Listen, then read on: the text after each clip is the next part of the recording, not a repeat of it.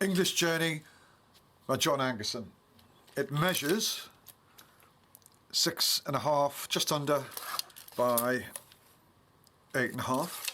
It's hardback, it's got a nice cloth finish. It's 128 pages, 60 colour photographs. There's 20 different covers, different colours with different symbols on. There is 10 versions of each cover. Each cover has a name as well based on the colour it is. There's a lot going on in this book. I would definitely get out and get this. Some of the editions have sold out. Each cover has a name as well based on the colour it is. I forgot what this one is. Starting off, it feels like a sort of novel, like a book which you would sort of read, and then I think there's a reason for that, which I'll go into in a minute. So it doesn't feel like a photography book initially. It feels like a novel, and I think John set about to create that effect. With each book, you get a journey, a route, which is here. I'll go into that a little bit more in a second.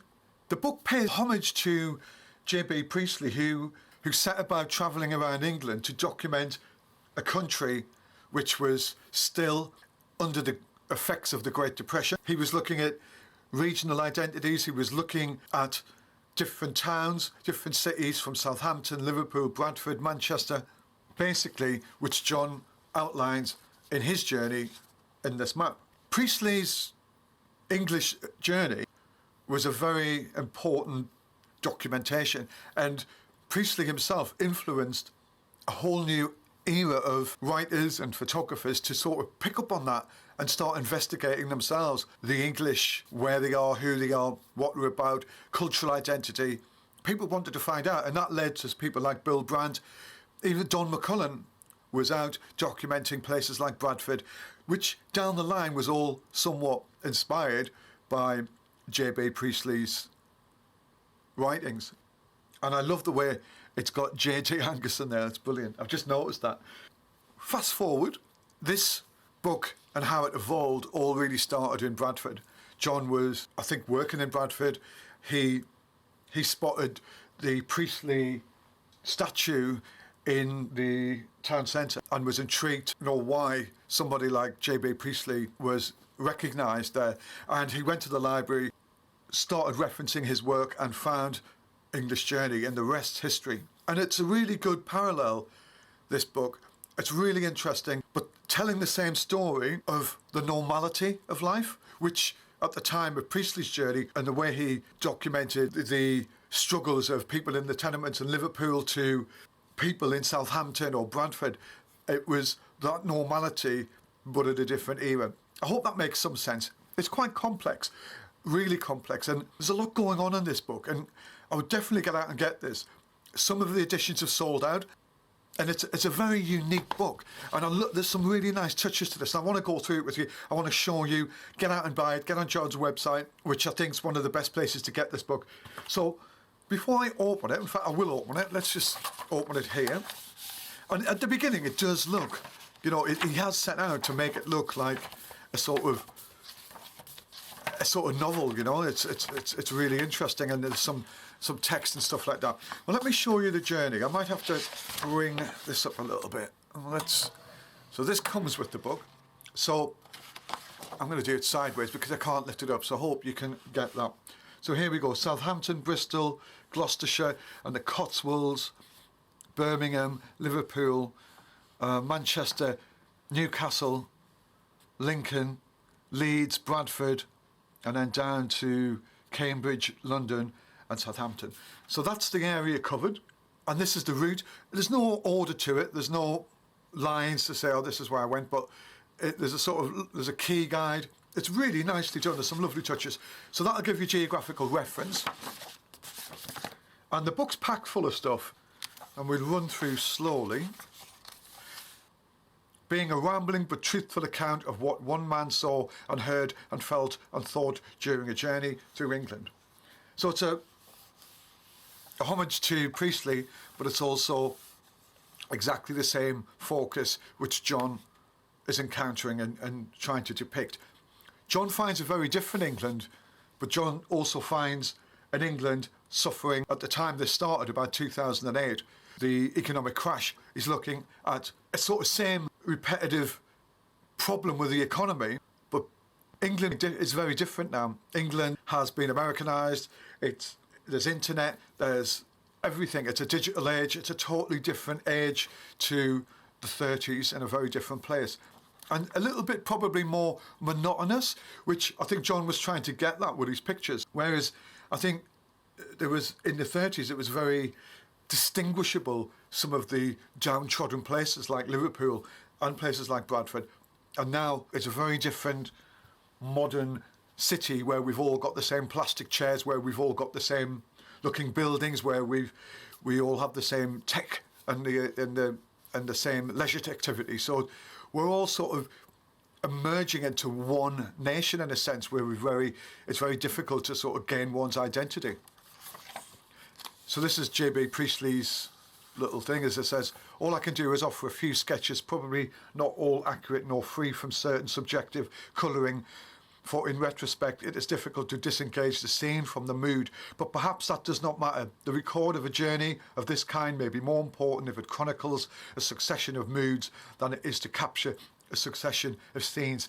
And that is what this book is about. And that's Priestley, 1934. John's not trying to change anything here. He's trying to capture an abstract of normality. So how you define that is really interesting. It's a very hard subject matter to get correct. And it's not about sensationalized pictures. It's about offering and delivering something which is very real, abstract, a moment in time. It's a real hard one to quantify. And I hope I'm doing it a little bit of justice. Get the book and work it out. This is John's little text. And however, you know, he's sort of just talking about a little bit about Priestley's work. And here's the journey, and I'm going to bring this down. Let's have a.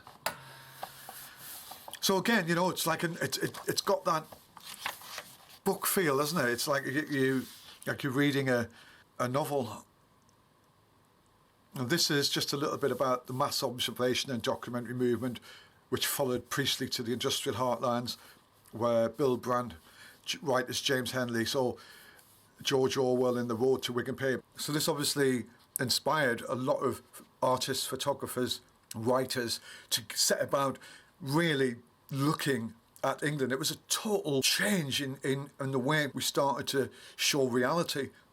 And this set of people here, you know, they, as I said, you know, went on to inspire Don McCullagh and other people, and even the more you move through the times to Paul Rees and Martin Parr, who were starting to document their leisure in the 80s, and it all makes sense. And John just was passed on all of this inspiration and way of seeing things too. So this is a text. This is a sort of insight into political climate, I guess, of the country, talking about Priestley's journey, literally sort of summing up. That's Lee Hansen, 2018, Bradford, England.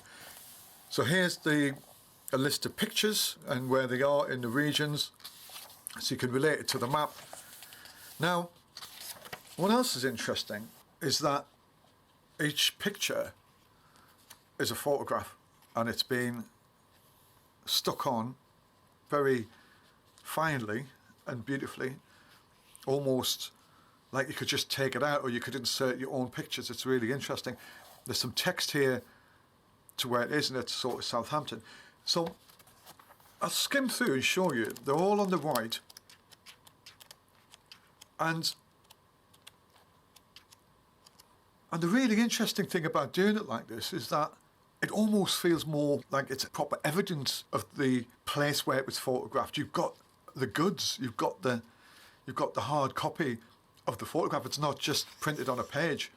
And then if you go to later on in the book, John, there's the original manuscript beginnings for Priestley's work.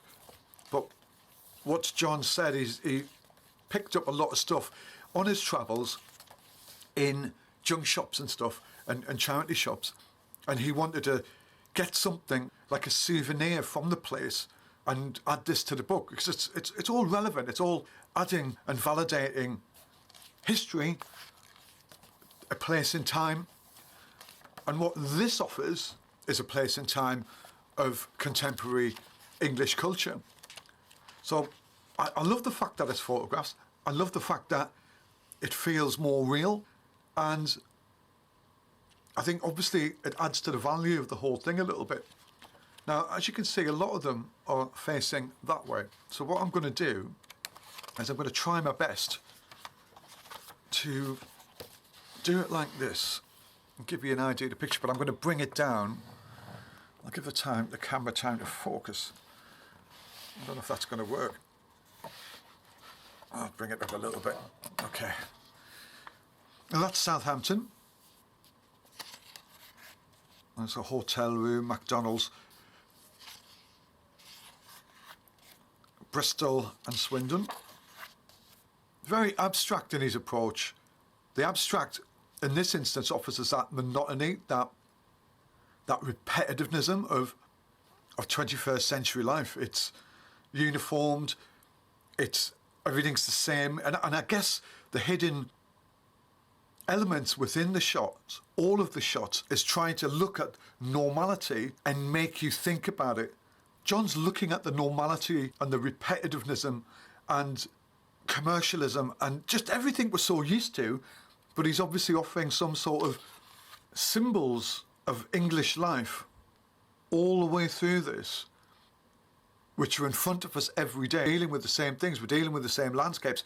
There's an identity, there's no depiction or differentiation between any class divide. He's not trying to say anything other than these are the characteristics of our culture in the 21st century. And he's looking at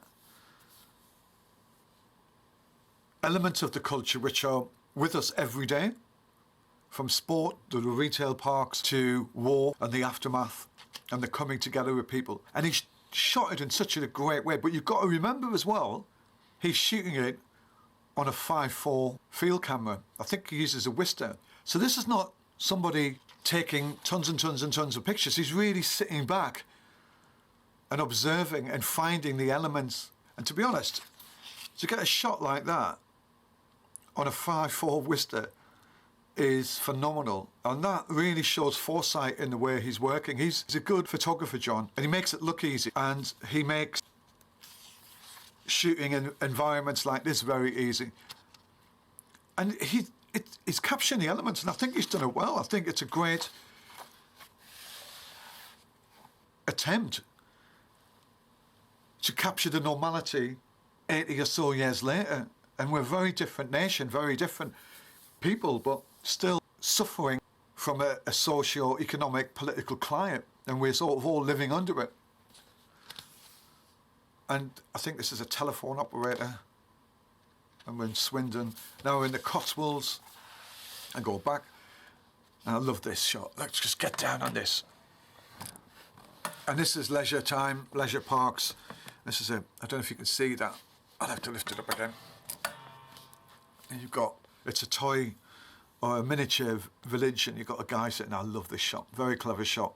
Again, captured that decisive moment, done with a field camera, very clever. Theme parks again, looking at the countryside and a sort of plastic cow, just symbols of contemporary life, where we are, who we are. It's really nicely done, this. Really, when you dig into it and you start looking at it underneath the surface, at first you just think it could be a set of pictures paying respect to a past journey, and that he's set about to look at how we are now. But there's too many little signs within the shots what he's looking at. All the characteristics, I think he's listed all the characteristics of what is English culture. He's gone around the country and he's picked out in every area. He sort of ticked the box and said, right, I'm looking at new town developments, I'm looking at traffic. It's nicely done, really nicely done. Looking at the environment with the aeroplane, and he shot it in such a lovely way. Go here. We're now in Birmingham, the Black Country. Such a lovely shot. And I'm not going to delve too deep into it. I am waffling on a bit, but I don't really care. You know, I'm getting inspired by it. I see what he's doing with it. I see where he's gone with it. it's almost like a family album, isn't it? It's like everybody's family album. It's stuff we see every day. It's the community hall, the stacked plastic chairs from school to office environment to leisure centre. It's sort of symbols of our everyday life, and that's what he's capturing. And he's making you look at yourself in a sense. We're looking at each other. Leicester and Nottingham. Now, there is text here, and to be honest, it is quite small. I'm having trouble reading it from where I am, so I'm going to not go into it. I'm going to go and buy the book and find out a little bit more. It's such great. It's just that sort of family photo album, isn't it? Great shot. It looks like a hotel, front of house, concierge, fast food, the youth.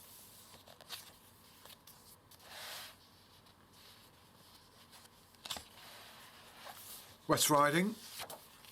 Look at that. Stretch them all. Let's have a look at that.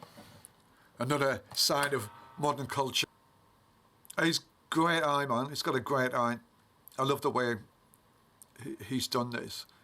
And the more you look at it, the more you delve into the book, and the more you realise what the photographs are about. It becomes really interesting. And it's a really good little book for students as well, because I keep telling students to look what is in front of them. Take pictures how you see the world.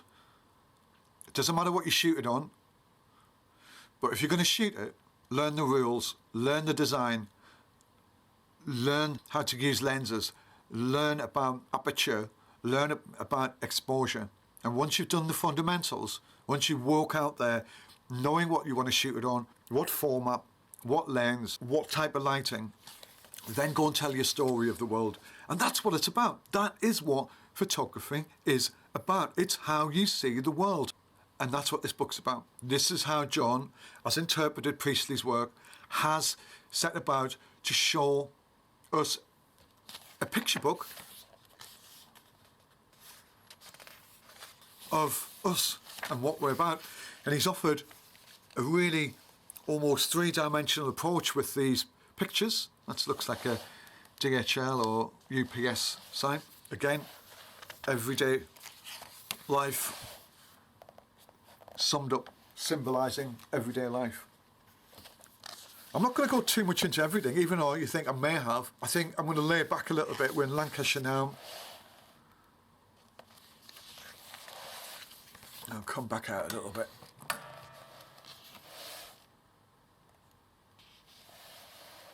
Building work, housing estate, Liverpool, some of the abstract aspects. I'm not even going to tell you what that is in, but we are in Lancashire. To the time. Really interesting, really interesting. You know, just on these little bits, he's covering entertainment, he's covering leisure activities, symbolising, symbolic, charities, everyday people on the street who are hassling you non-stop to sign up to their charity. But it's also a sign of employment as well, in people in transition in workplace, students, people who are trying to make ends meet, maybe before they move on to university or while they're at university. It's all part of the flow. That's what this book's about. It's all part of the flow in each area of our life. And this is actually in Durham, but if you go down into Kent and over in East London, you're going to see a lot of this. Horses in industrial parks, it's really common. It's a sort of coming together. It's that sort of juxtaposition of different elements of life coming together.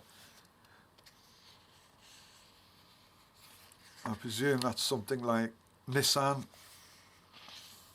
And he's not trying to change your opinion on anything in this. He's making you think, and he's making you think through composition. He's making you think through format, because to get these pictures, that's exactly what he had to do. He had to sit and look. He's looking all the time. So, there's a few pictures I've missed out. We come to another part of it now, the artefacts. So yes, he's offering us artifacts with these pictures. He's offering us an artifact with the style of the book. He's offering us another dimension with limited edition and different covers. He's making it a collectible publication. Now he's, as I said before, he's offering what we call in the industry collects. When you go off to do pictures for certain magazines and they ask you to get some information or pick things up, they say, can you get some collects? And that's what, it's a term, is used in the industry. But he is using that element to add some dimension to this book, which he sort of finds as he's travelling along. And if he's in Bradford or he's somewhere, he's picking up stuff, or he's wandering out looking for cards, looking for, just doing something. And I get his point. I see what he's trying to do. He's offering another dimension. He's offering you something extra to add to the storyline. And there's some different versions of Priestley's book. In England, some maps. And then some front covers of, again, contemporary life, what's happening in the world, what are a sort of other dimension to validate his pictures. So yeah, get out and buy this. I really do believe you should get out and buy this, because it's a very clever book. It's a very subtle book. It's well done. It's well put together. And it's selling out. And I would get yourself out there and get one of these editions before it's gone. It's very limited. The price is pretty reasonable. You can get it on John's website. It's the best place to get it. Go out and buy it. Go out and support it. But one question I'm going to leave you with is, I think this is just the beginning. There's definitely a part 2 in this. So let's see what comes next from John. Thank you, John. Well done, mate. Great little book. Lovely story. And if anything, people should take stock of this. If you're trying to develop ideas for stories and you're trying to say something, start looking back, because it's all been done before somehow at another level and another perspective, but everything's passed on. Go and have a dig and see if you can look at something in a different way and challenge your contemporaries, challenge your peers in another way of thinking based on the ideas of somebody else, however long ago. It's out there, you just got to find it. Thank you, JB Angerson. Nice one.